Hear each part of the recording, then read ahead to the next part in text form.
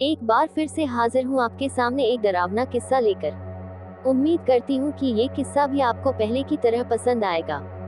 ये कहानी है राजसी की, जो मुंबई के गवर्नमेंट हॉस्पिटल में हार्ट विशेषज्ञ हैं। पिछले महीने ही राजसी का नागपुर से मुंबई ट्रांसफर हुआ है। राजसी का परिवार नागपुर के पास एक छोटे से गाँव में रहता है। परिवार में माँ, पापा और एक छोटा भाई है। राजसी बचपन से ही होनहार थी।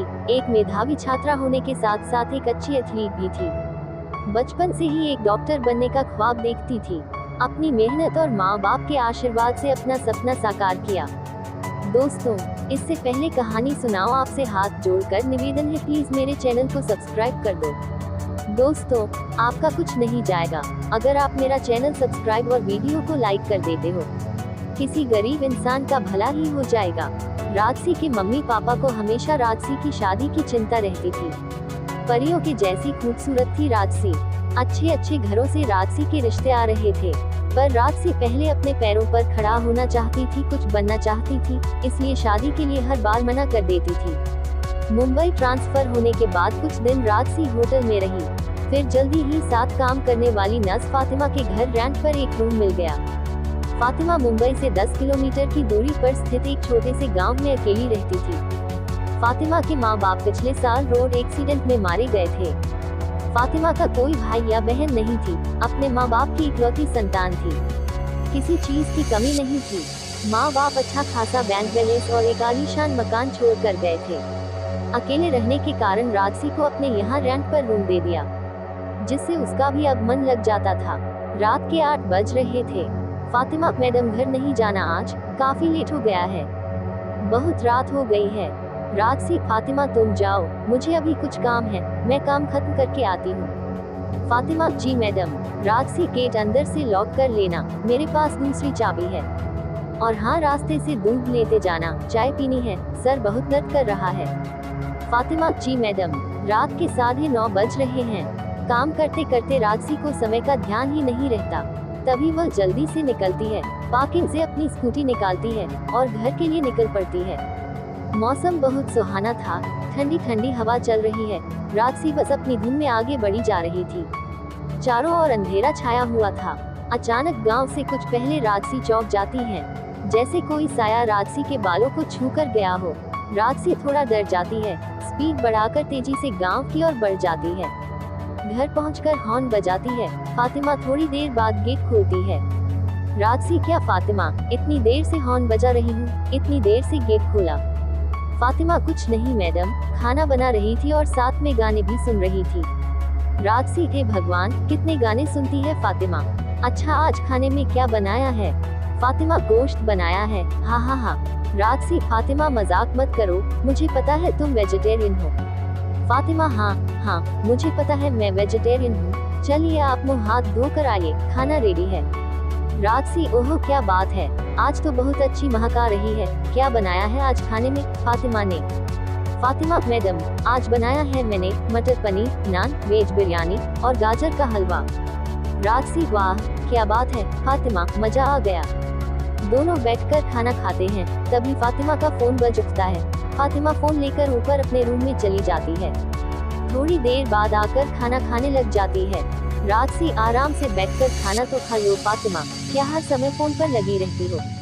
किससे बातें करती रहती हो? फातिमा, कुछ नहीं मैडम, एक दूर के रिश्तेदार का फोन था। दोनों खाना खाकर ड्राइंग रूम में सोफे पर बैठकर टीवी देखने लगते हैं। राजसी फातिमा से एक कप चाय देने के लिए कहती है। थोड़ी देर बाद फातिमा चाय लेकर आती है और दोनों चाय पीने लगते हैं। राजसी, फातिमा तुम दूसरी शादी क्यों नहीं कर लेती हो? कब तक अकेले रहोगी ऐसे? फातिमा, अब कौन मुझसे इस उम्र में शादी करेगा, 32 साल की हो चुकी हूँ।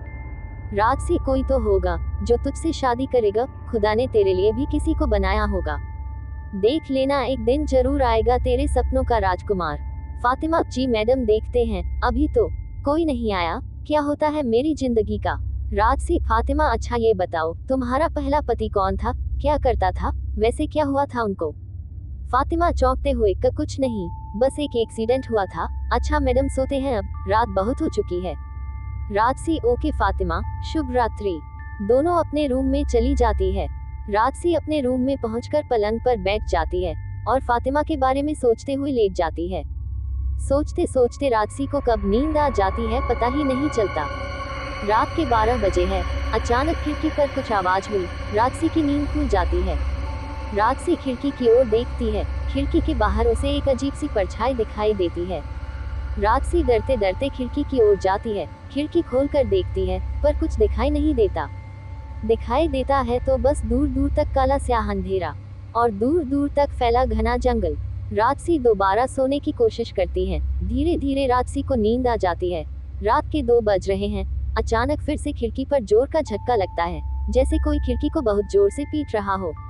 राजसी की नींद अचानक से खुल जाती है और उठकर बैठ जाती है। खिड़की के बाहर फिर वही काला साया दिखाई देता है।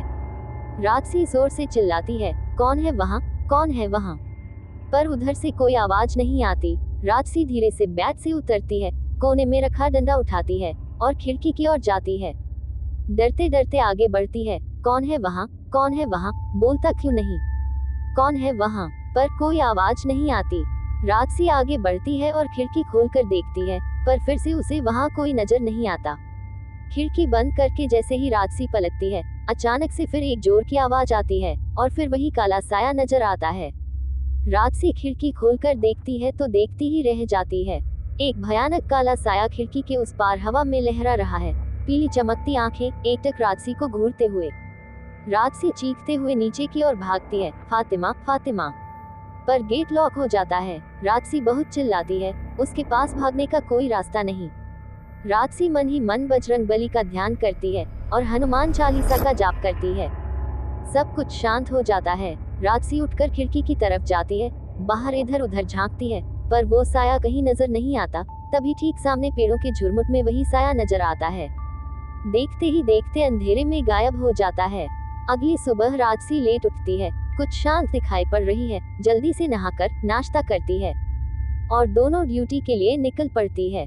शाम के 8 बजे है। फातिमा राजसी से पूछती है कि घर कब चलना है। हर बार की तरह राजसी का वही जवाब होता है, तुम चलो मैं आती हूँ। राजसी काम खत्म करके जल्दी से स्कूटी लेकर निकलती है। वही अपनी धुन में राजसी गुनगुनाते हुए जा रही थी कि अचानक जोर का धमाका हुआ। स्कूटी में पंचर हुआ था। अब कैसे जाऊंगी घर, वैसे तो पहुंच ही गई हूँ, पैदल ही चलती हूँ। राजसी पैदल ही चल देती है। जैसे ही थोड़ी आगे जाती है तो वही जाना पहचाना हवा का झोंका राजसी के कानों के पास से होकर गुजर जाता है। राजसी डर जाती है, धीरे धीरे कदमों से आगे बढ़ रही होती है। तभी वही रात वाला भयानक साया नजर आता है, जो राजसी से आगे कुछ दूर हवा में लटका हुआ था। वही पीली आंखें, भयानक शक्ल। राजसी के होश उड़ जाते हैं। अब करे भी तो करे क्या करे। सुनसान सड़क, ऊपर से जंगल का एरिया। राजसी आंखें बंद हनुमान चालीसा का जाप करती है। कुछ देर बाद देखती है तो वहाँ कोई नहीं था। जल्दी से स्कूटी को लेकर घर पहुँचती है। फातिमा गेट पर ही खड़ी है। मैडम आप आज कहाँ रह गई थी, मैं इतनी देर से आपका इंतजार कर रही हूँ। राजसी कहती है अंदर चलो बताती हूँ सारी बात। राजसी अंदर आकर फातिमा को पूरी बात बताती है। ये सुनकर फातिमा भी डर जाती है और दोनों खाना खाकर सोने चले जाते हैं। राजसी अपने साथ घटी घटना के बारे में सोचते सोचते सो जाती है कि तभी अचानक खिड़की पर तेज आवाज होती है। राजसी उठकर बैठ जाती है, धीरे से खिड़की की ओर बढ़ती है और खिड़की खोलकर देखती है तो वही भयानक साया नजर आता है। राजसी के देखते देखते वो काला साया जमीन पर उतरकर धीरे धीरे जंगल की तरफ चला जाता है। राजसी खड़ी ताकती रहती है और मन में सोचती है कि क्या राज है जो ये साया मुझे दिखाई देता है। कुछ तो बात जरूर है। अगले दिन सुबह राजसी और फातिमा रेडी होकर फातिमा की स्कूटी से ड्यूटी जाते हैं। रास्ते में राजसी फातिमा से पूछती है कि वहाँ उस घने जंगल में वो मिट्टी के टीले से क्या है। फातिमा राजसी को बताती है कि यहाँ बहुत पहले कब्रिस्तान हुआ करता था, पर अब वहाँ कोई नहीं जाता क्योंकि लोगों का मानना है कि वहाँ जिन रहते हैं। दोनों बातें करते करते अस्पताल पहुँच जाते हैं। लंच टाइम में राजसी फातिमा से उसकी पिछली जिंदगी के बारे में पूछती है, पर फातिमा टाल जाती है। राजसी फिर कहती है बताओ ना फातिमा। बार बार पूछने पर फातिमा यही बताती है कि कोई राहुल नाम का लड़का था। इससे आगे की कहानी पार्ट 2 सुनाई जाएगी। दोस्तों, अगर आपको कहानी अच्छी लगी हो तो चैनल को सब्सक्राइब करें। ऐसी ही भूतिया वीडियो देखने के लिए हमारा चैनल पर विजिट कीजिए और वीडियो को लाइक और शेयर करें। Thanks for watching.